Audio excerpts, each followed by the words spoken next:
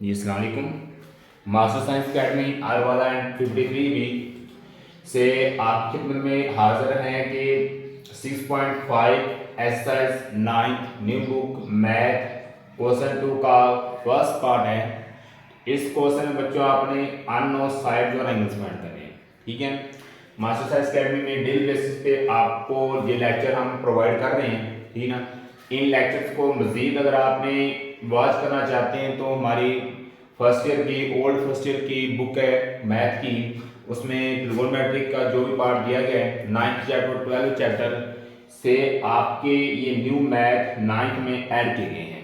First year के जो chapter 9 chapter है और 12 चैप्टर है, ये दोनों चैप्टर आपके 9th न्यू मैथ में ऐड किए गए हैं।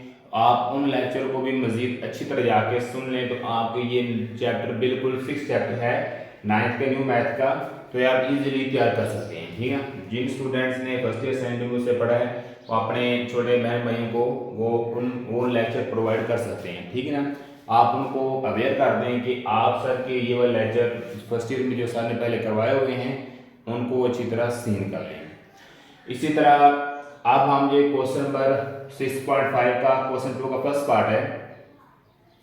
अच्छा, ये बच्चों आपको बात और बता दूँ, कुछ दिनों बाद आई थिंक मेरे ख्याल में 2-3 दिन बाद आपके केमिस्ट्री के भी सर इसी चैनल पे ही वीडियो डाला करेंगे। ठीक ना, वीडियो अपलोड करेंगे।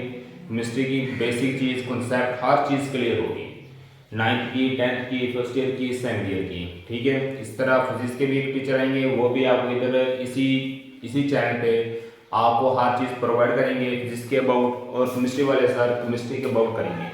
ठीक है, और बेसिकली मैथ का मैं आपको करवा रहा हूँ। अगर आपको कोई भी फिर भी कोई मसला दरपेश हो तो आप master science academy Arwal and 53 B के चीफ ऑर्गेनाइजर से रजू कर सकते हैं। ठीक है, डिस्क्रिप्शन में हमारा नंबर गिवन दिया गया है, आप उस नंबर से भी बात कर सकते हैं।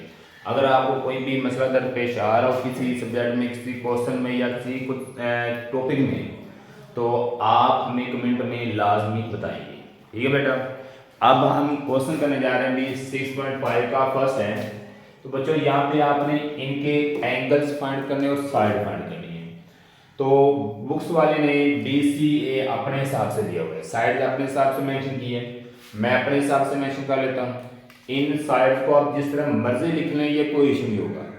ठीक है, जिस तरह मर्जी रिप्रेजेंट कर लें, आंसर आपका सेम ही आएगा, वो आपके अपने मर्जी है।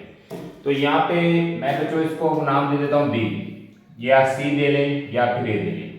मैंने नाम दिया B, ये मैंने C ले लिया और ये वाला क्या ले लिया बेटा, A ले लिया। जो एंगल जो साइड आपने ली है फर्ज किए, मतलब ये B है, ये C है और ये वाली कौन सी भी साइड A है। तो A किसको प्रेजेंट करता है बेटा, अल्फा को, B किसको प्रेजेंट करता है, बीटा को, C किसको प्रेजेंट करता है, गैमा को। तो बीटा मेरे पास 90 डिग्री का एंगल होगा क्योंकि यहाँ पे वर्टिकली हॉरिजॉन्टली लाइन एक दूसरे को कट कर रही है। अल्फा आपने फाइंड करना है, गैमा भी आपने फाइंड करना है, ये दो एंगल्स फाइंड करने हैं। अब ए के सामने आप जानते हैं भी सामने क्या है, अभी स्मॉल है, सी के सामने स्मॉल सी और बी के सामने स्मॉल बी। यह अपनी चॉइस से अपनी मर्जी से ड्रा कर रहे हैं। अब यहाँ पे मैंने एक साइड फाइंड करनी बच्चों और 2 एंगल्स फाइंड करने हैं, एक साइड फाइंड करने और 2 एंगल्स फाइंड करने हैं। तो यहाँ पे सबसे पहले आप देख लें मैं कौन सा फार्मूला लगाऊं कि मेरे पास आंसर निकला है, क्या निकला है, वैल्यू निकला है किसकी भी, अल्फा की या गैमा की या फिर बी की।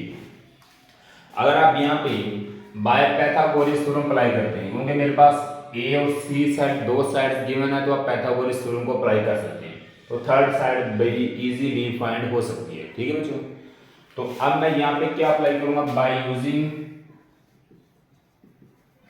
Pythagoras theorem, by using Pythagoras theorem ये अप्लाई करें। तो अच्छा बेटा, पाइथागोरस थ्योरम अप्लाई कैसे करना है, जो 90 पे साइड होगी बी है तो आप बी का स्क्वायर लिखेंगे, या फिर आप कह सकते हैं जो मेरे पास हाइपोटेन्यूज पे साइड आएगी उसका स्क्वायर इक्वल होगा बी।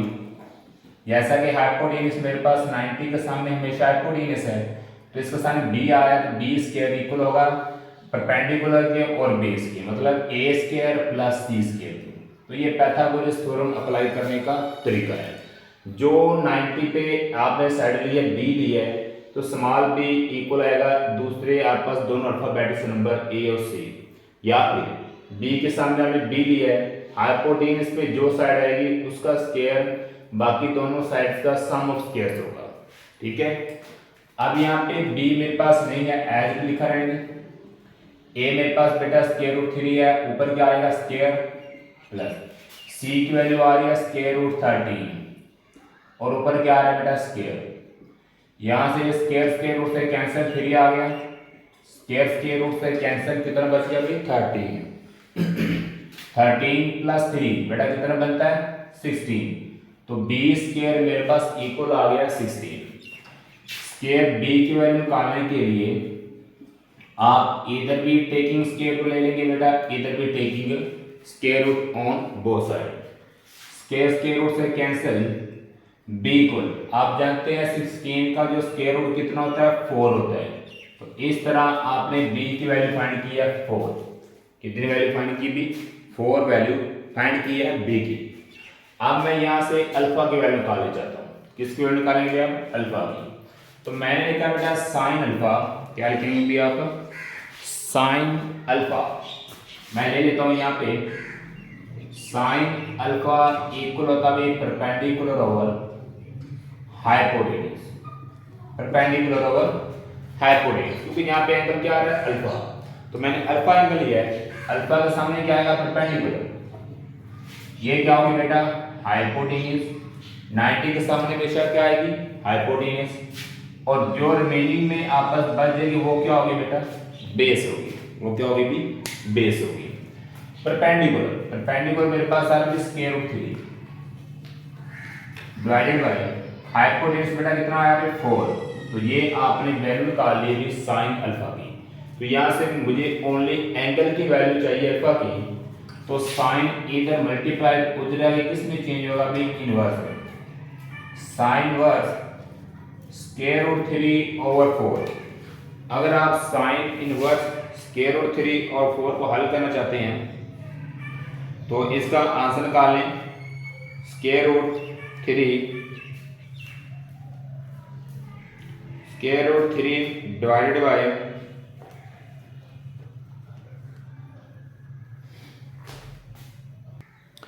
तो यहाँ पे आंसर आएगा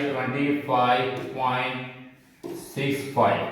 ठीक है बेटा, तो ये किसका आंसर है पास भी 25.65 डिग्री मेरे पास अल्फा का आंसर आ गया। ठीक है, एक एंगल्स की वैल्यू आ गई है, एक एंगल्स क्या आपको पता है 90 है। अब आपने गैमा की बेटा फाइंड करनी है। ठीक है, गैमा की फाइंड करने के लिए सम ऑफ 3 एंगल्स जानते भी मेरे पास सम ऑफ 3 एंगल्स इक्वल किसको होता है 180 डिग्री की। ठीक है बेटा, सम ऑफ 3 एंगल्स कितना होता है 180 डिग्री। तो यहाँ से अल्फा की और बीटा की वैल्यू पुट करेंगे तो मेरे पास किसका आंसर आ जाए, मेरे पास भी गैमा का आंसर आ जाएगा। ठीक है, यहाँ पे अल्फा की वैल्यू आ रही 25.65 डिग्री प्लस बीटा की 90 degree, gamma as it equal कितना आ रहा है 180 डिग्री। अब आपने यहाँ से गैमा में बेटा एज इट लिख दिया, ये वैल्यू प्लस की ये भी प्लस की है, इन दोनों को आप दूसरी साइड पे शिफ्ट करेंगे तो 180 डिग्री एज इट 25 प्लस का इधर आके किसका हो जाएगा भी माइनस का, प्लस 90 था उधर आके किसका हो जाएगा भी 90 डिग्री माइनस का होगा। तो यहाँ से अगर आप गैमा की वैल्यू फाइंड करेंगे तो आंसर क्या आएगा, अगर आप 180 में से माइनस करें 25.65 माइनस 90 तो मेरे पास आंसर क्या आएगा 64.35 डिग्री। तो ये मेरे पास थर्ड एंगल की वैल्यू आ गई है जो कि 64.35 डिग्री है, अल्फा की 20.65 डिग्री और बीटा कितनी आ रही 90 डिग्री।